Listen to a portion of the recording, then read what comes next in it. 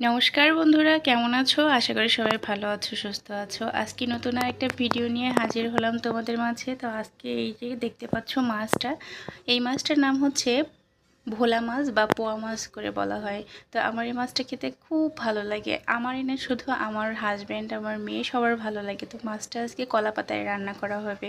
তো তোমাদেরকে দেখাচ্ছি প্রত্যেকটা প্রসেস কিভাবে রান্না করছি। প্রথমে আমি 2 টুকরো কলা পাতা নিয়েছি এবং সেটা আমি চুলায় একটু সেঁকে নিচ্ছি। সেঁকে নিলে কী হবে, পাতাটা একটু নরম হবে, পাতাটা ভেঙে যাবে না, ফেটেও যাবে না। তার জন্য চুলায় একটু কলা পাতাগুলো সেঁকে নিলাম। আর এদিকে আমি দেখো রান্নার জন্য যেসব উপকরণ নিয়েছি এগুলো সেখানে সবগুলো সাজিয়ে সাজিয়ে রেখেছি। এখানে মাছের সাথে আমি একটু আলু কুচি করে নিয়েছি, আলু দিয়ে কলা পাতার সাথে মাছ রান্না করব। তো প্রথমে আমি মাছগুলো মেখে নিচ্ছি প্রত্যেকটা উপকরণ দিয়ে। তো প্রথমে দিয়ে দিলাম একটু লবণ, এটা পরিমাণ মতো দিলাম, বেশি দিলে তো নুন হবে। আর তারপরে দিলাম একটু হলুদ গুঁড়ো, তারপরে দিলাম বেটে রাখা লঙ্কা গুঁড়ো আর জিরা। এর মধ্যে আমি লঙ্কার মধ্যে জিরা অ্যাড করে দুটো একসাথে বেটে নিয়েছি। তার মধ্যে একটু দিয়ে দিলাম ধনিয়া গুঁড়ো। এখন আমি এর মধ্যে দিয়ে দেব খাঁটি সর্ষের তেল। সর্ষের তেল দিয়ে এবার ভালো করে হাত দিয়ে মশলাটা সুন্দর করে মেখে নেব। আর এদিকে রেখেছি কলাপাতা 2 টুকরো। কলাপাতা 2 টুকরোতে একটু তেল দিয়ে হাত দিয়ে সুন্দর করে ব্রাশ করে নিলাম, যাতে মাছটা সুন্দর করে সেট করা যায় এবং মাছটা যখন আমি ফিরাবো, উল্টাবো, তখন মাছটা যাতে সুন্দরভাবে ফিরে যায়। তো তারপরে এই দেখো আমি হাত দিয়ে মশলাগুলো সুন্দর করে মেখে নিচ্ছি। আমি মশলার মধ্যে কি কি ব্যবহার করলাম তা তো তোমাদেরকে অবশ্যই দেখিয়েছি। আর এখন হাত দিয়ে সুন্দর করে মেখে মেখে নিচ্ছি মাছগুলো, যাতে মশলাটা মাছের মধ্যে সুন্দরভাবে সেট হয়ে যায়। তো বন্ধুরা, মাছ এভাবে কলাপাতায় রান্না করতে গেলে সুন্দর করে কিন্তু হাত দিয়ে মেখে নিতে হবে, তাহলে মাছটা খেতে দারুণ লাগবে। দেখো বন্ধুরা, এবার আমি কি করছি, এবার আমি মাছগুলো সুন্দর করে কলাপাতায় ছেদ করে দিচ্ছি। একে একে করে মাছগুলো কলাপাতায় নিয়ে সাজিয়ে সাজিয়ে বসিয়ে দিচ্ছি। তোমরা কে কে কলাপাতায় মাছ ভাজা খেয়েছো আমাকে কিন্তু অবশ্যই কমেন্ট করে জানাবে, এবং এইভাবে মাছ ভাজা বা মাছ রান্না করলে তোমাদের কেমন লাগে খেতে সেটাও কিন্তু আমাকে জানাবে। আমার কিন্তু দারুণ লাগে এভাবে খেতে। আর আমি ছোটোবেলা থেকে এভাবে খেয়ে এসেছি, আমার মার কাছ থেকে বিশেষ করে এই রান্নাটা শেখা।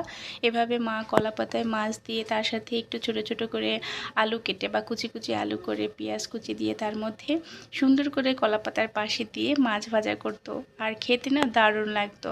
তো আমি এই যে আলুগুলো কুচি করে রেখেছিলাম, এর মধ্যে দিয়ে দিলাম একটা টমেটো কুচি। টমেটোটা দিলাম এজন্য যে স্বাদটা একটু আরও বেশি দ্বিগুণ বেড়ে যাবে। টমেটোটা একটু টকটক লাগবে, তার সাথে আলু ভাজা, সে দারুণ টেস্ট। মনে পড়ে যাচ্ছে মায়ের রান্না। আসলে মায়ের রান্না খুব মিস করি মাঝে মাঝে, কিন্তু মাকে তো সবসময় কাছে পাই না, আর সবসময় মায়ের কাছে যেতেও পারি না। তারপরেও মায়ের মতো করে রান্না করার চেষ্টা করি, যাতে মা একটা ফিল পাই। এটা হচ্ছে হয়তো বা চেষ্টা, বৃথা চেষ্টা, কিন্তু মায়ের মতো কখনোই হয় না। তারপরে চেষ্টা করি, মাকে মনে করি, মা এভাবে রান্না করতো। তো এবার আলুগুলো সুন্দর করে মাছের সাথে এবার সুন্দর করে সাজিয়ে দিলাম। দেখো দেখতে কেমন লাগছে। তো এদিকে আমি একটা কড়াই বসিয়ে দিয়েছি, কড়াইটা কিন্তু গরম হয়ে যাচ্ছে। এবার আমি কলাপাতাটা তুলে এই কড়াইয়ের মধ্যে দিয়ে দেবো। কড়াইতে মাছগুলো দিয়ে এবার ঢাকনা দিয়ে কিছুক্ষণ ঢেকে আস্তে আস্তে করে জাল করে রান্না করে নিতে হবে। বেশি করে জাল দিলে কিন্তু একদম মাছ পুড়ে যাবে, সিদ্ধও হবে না।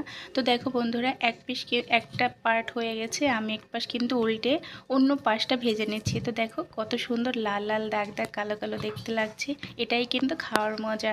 আর এই যে মাছ ভাজাটা সুন্দর করে টাসটুস করে ফুটতেছে, ভাজা হচ্ছে।